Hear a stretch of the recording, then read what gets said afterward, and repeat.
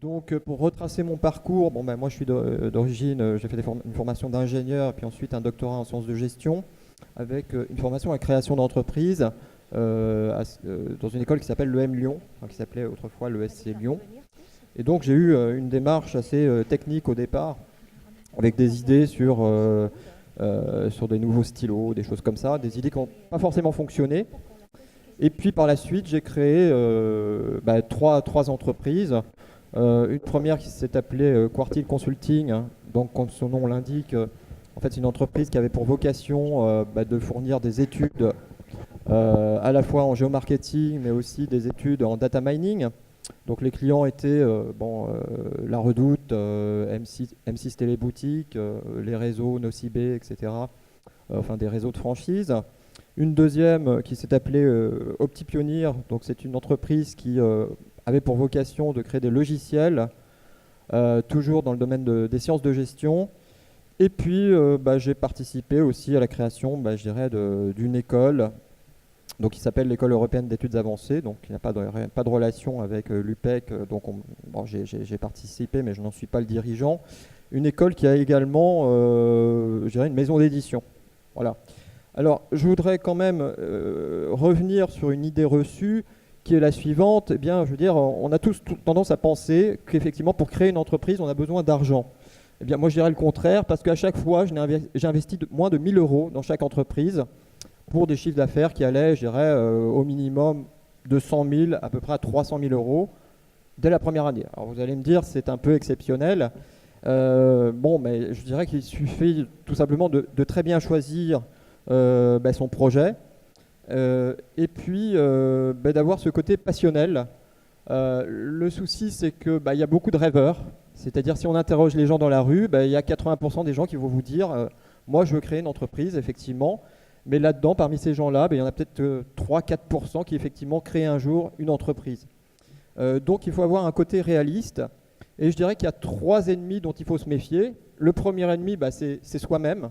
Bon, parce que beaucoup de créateurs d'entreprises s'imaginent que parce qu'ils ont une idée, c'est la meilleure. Je dirais dans 95% des cas, l'idée qu'on a, elle n'est pas bonne.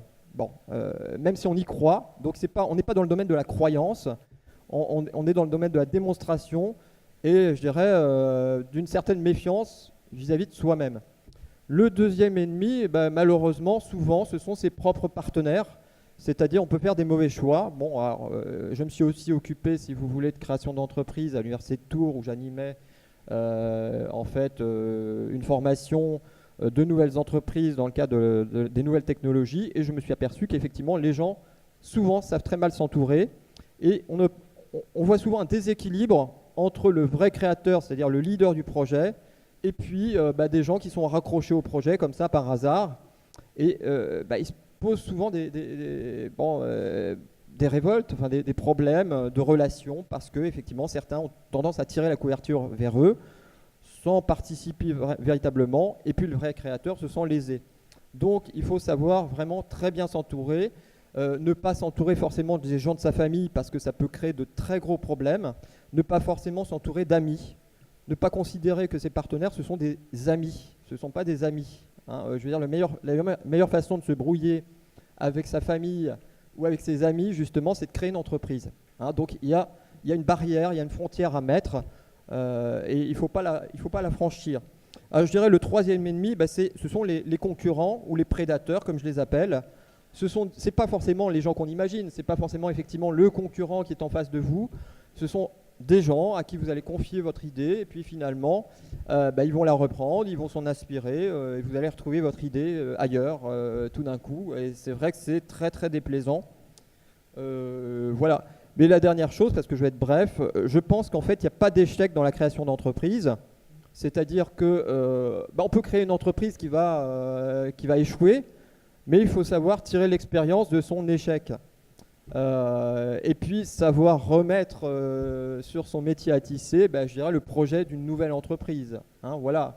Donc c'est un savoir-faire qui mérite d'être développé. C'est en faisant des erreurs qu'on apprend. Bonjour, je suis Maguette Mbo. Je suis aujourd'hui maître de conférences associé à l'Université de Paris-Est Marne-la-Vallée et je suis en parallèle aussi chef d'entreprise. Et donc j'enseigne le management de projets multimédia. Alors comment on en arrive là? Tout d'abord, je voudrais dire que je suis particulièrement ému d'être ici. 10 ans après y avoir fait mes études supérieures, mon second cycle, ma licence et ma maîtrise, je l'ai faite à Créteil. Et donc par la suite, comme expérience professionnelle, j'ai travaillé en agence web comme chef de projet. Ensuite, j'ai été consultant dans une SS2I qui m'a permis ensuite de créer ma première entreprise, puisqu'à l'époque, je travaillais pour Renault et Renault m'a suivi dans le cadre de ma première création d'entreprise. Alors, je partage ce qui a été dit. Je m'étais associé avec 4 amis. C'est une entreprise qui a très très bien marché pendant 3 ans. Et donc, on est arrivé à se séparer parce qu'on était effectivement trop amis, de telle sorte que tout ce qui était décision objective était difficile.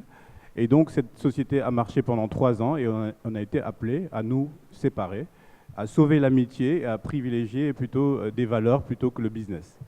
Ensuite, je me suis retrouvé dans une position de recherche d'emploi. Donc, je ne voulais plus créer d'entreprise du tout parce que je le considérais à l'époque comme un échec.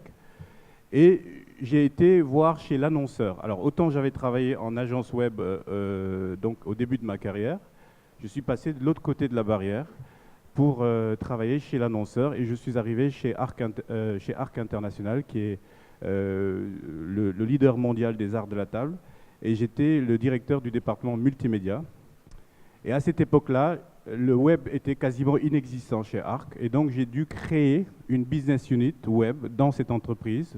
C'est ce que j'ai coutume d'appeler la démarche d'intrapreneur, c'est-à-dire c'est d'arriver dans une entreprise et d'y créer une structure comme une start-up, sauf que vous n'avez pas l'URSSAF, vous n'avez pas les impôts, mais vous développez en fait votre service comme une entreprise et vous la pilotez comme une entreprise. Alors au bout de 4 ans, nous avons multiplié complètement le nombre de présences web à l'international. Et donc j'ai quitté Arc au bout de 4 ans pour être directeur Internet d'un groupe de presse qui s'appelle la France Agricole. Et donc à la France Agricole, j'ai créé un réseau social pour les agriculteurs, le premier réseau social français pour les agriculteurs. Et donc par la suite, le groupe s'est fait racheter par son concurrent. Et donc, on est tombé d'accord sur le fait que la meilleure forme de collaboration, c'était que je crée mon entreprise et que le groupe France Agricole me suive comme mon premier client et qu'à partir de là, je recrée une autre entreprise, donc il y a 1 an et demi, qui s'appelle Key Indeed. Et c'est une société qui est spécialisée en stratégie Internet et qui accompagne le groupe Isagri dans toute sa stratégie Internet. Alors, donc ça, c'est mon volet entrepreneur. Je vais vous parler un peu de mon volet enseignant. Alors ce que je fais, c'est que depuis 3 ans, j'ai été nommé PAST par l'Université Marne-la-Vallée, Paris-Est Marne-la-Vallée. J'enseigne la conduite de projet et j'introduis déjà au sein du Master 2 dans lequel j'enseigne la notion de création de start-up. Alors comment on le fait? C'est très simple, c'est que mon cours est structuré comme un jeu d'entreprise. Les étudiants réalisent tous un projet web par groupe de 4. Ce projet web donc va leur permettre de valider le master, comme en entreprise. Mais sur 20 projets cette année, on a 4 projets qui sont calibrés pour devenir des startups web. Et pour finir très rapidement sur cette intervention, je dirais que la création d'entreprise, c'est d'abord un rêve. Donc dans toute création d'entreprise, il y a une part de rêve, il y a une part d'accomplir quelque chose qui n'est pas de prime abord facile, parce qu'il faut franchir le pas. Il y a une part de risque aussi. Hein. Il y a une part de risque parce qu'on saute un peu dans un monde inconnu quand on est salarié ou quand on est étudiant. Donc il faut accepter cette part de risque, il faut savoir prendre ce risque-là. Et il y a une part de réalisation. Hein. C'est ce que j'appelle dans mon cours les 3 R. Donc rêve, risque, réalisation. Ça part d'un principe simple. Quand vous créez une entreprise, c'est pour créer votre propre emploi. C'est pour être vous-même acteur de votre destin. C'est aussi une volonté de ne pas avoir de patron au-dessus de soi. Hein, c'est beaucoup motivant. Et il y a une forme d'espérance et de persévérance qui doit accompagner tout créateur d'entreprise. Donc je vous invite à franchir le pas parce que c'est une aventure passionnante.